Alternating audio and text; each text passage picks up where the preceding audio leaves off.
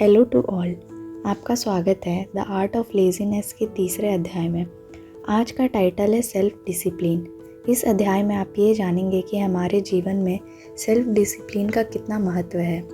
हर बार की तरह इस बार भी हम इस चैप्टर की शुरुआत एक सुंदर से कोट से करेंगे। We must all suffer from one or two pains, the pain of discipline और द पेन ऑफ रिग्रेट।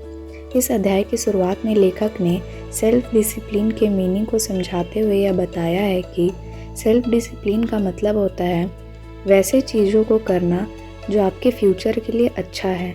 लेखक आगे बताते हैं कि जिम जाना हार्ड है लेकिन कमरे में सो के टीवी देखना इजी, बुक पढ़ना हार्ड है लेकिन वेब सीरीज़ देखना इजी, सुबह उठना हार्ड है लेकिन बेड पे सोए पड़े रहना इजी।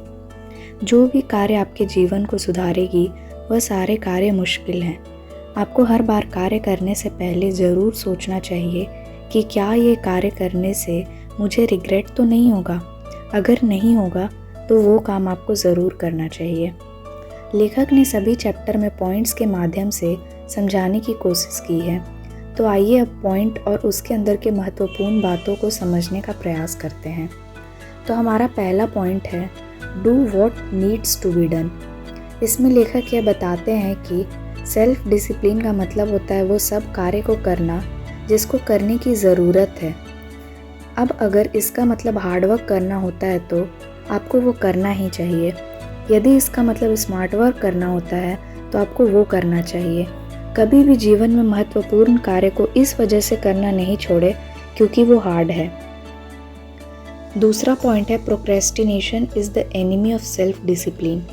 लेखक ने इस पॉइंट में प्रोक्रेस्टिनेशन का मतलब समझाते हुए ये बताया है कि आप अपने कार्य को नहीं करना और बाद में एक्सक्यूज़ देना। बिना एक्सक्यूज़ दिए आप बाद में बुरा फील करोगे, इसलिए अपने फीलिंग को शांत रखने के लिए हम अपने आप को एक्सक्यूज़ देते हैं। और जो सबसे सामान्य एक्सक्यूज़ जो हम लोग अपने आप को देते हैं वो ये है कि हम अभी सही समय का इंतज़ार कर रहे हैं। लेखक बताते हैं कि आपको ये बात को समझना होगा कि सही समय कभी नहीं आता, आपको सही समय लाना होगा। Next point is delay gratification. लेखक बताते हैं कि ग्रेटिफिकेशन को डिले करना हार्ड है क्योंकि हम सब अपने जीवन में एंजॉय करना चाहते हैं।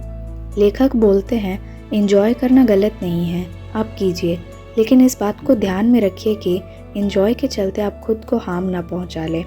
आपको अपने जीवन के दो आयामों को देखना होगा, प्रेजेंट एंड फ्यूचर।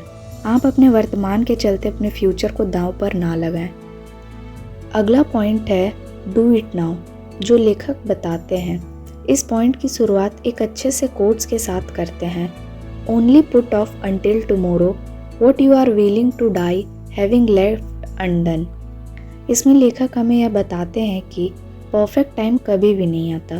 आप जितना चाहो उतना वेट कर लो, लेकिन इससे कुछ नहीं होगा। इससे अच्छा ये है कि आप जो चीज़ जीवन में करना चाहते हो उसकी शुरुआत करो और उस पर आगे काम करते रहो। आप सही समय, संसाधन और अनुभव का वेट नहीं कर सकते। जो है जहाँ है वहीं से शुरुआत कीजिए। अगला पॉइंट है देयर आर नो हैक्स। इसमें लेखक ये बताते हैं कि आसान तरीके के तरफ ध्यान देना बंद कर दे। लेखक इसमें यह भी बताते हैं कि हम जितना सीख सकते हैं हमें उतना सीखना चाहिए और जो कुछ भी हम सीख सकते हैं उसे हम अपने जीवन में लागू भी करना चाहिए। सिर्फ सीखना ही नहीं चाहिए, पहले आप सीखना शुरू कीजिए, ये आपके जीवन के लिए बहुत ज़रूरी है। अगला पॉइंट है don't let failure stop you. इस पॉइंट में लेखक बताते हैं कि आपके जीवन में अनेक उतार चढ़ाव आएंगे। आपको सभी को पार करना होगा, उससे गुजरना होगा और अपने कार्य में निरंतर लगे रहना होगा। इस पॉइंट को समझाने के लिए लेखक बहुत ही सुंदर कहानी सुनाते हैं। एक बार एक राजा अपने सारे मंत्रियों, सभासदों सभी को बोलते हैं कि क्या कोई ऐसा मंत्र या सुझाव है जिससे कि राजा हर समय, परिस्थिति और सभी जगह वह निरंतरता से काम करते रहे। क्या ऐसा कुछ है जो हर खुशी, पराजय, दुख और विजय सभी जगह पर काम करे। सभी मंत्री थोड़ी देर के लिए असमंजस में आ जाते हैं। बाद में एक बूढ़े व्यक्ति जाता है और सभी को कुछ बताता है। अंत में सलाह विचार के बाद मंत्री राजा के पास जाते हैं और एक पेपर में कुछ लिख कर देते हैं और शर्त रखते हैं कि राजा उस पेपर को तभी देखे जब उसको उस पेपर की बहुत ज़्यादा आवश्यकता हो। थोड़े समय के बाद राजा के राज्य पर पड़ोसी हमला कर देते हैं। राजा उसके सिपाही से लड़ते हैं, फिर राजा को अपने घोड़े पर भागना पड़ता है। राजा भाग रहा होता है और दुश्मन उसका पीछा कर रहे होते हैं। दुश्मन राजा के करीब पहुंच जाते हैं। राजा के सामने एक बड़ा सा खाई आ जाता है। अगर वो पार करने की कोशिश करता है तो मर जाता।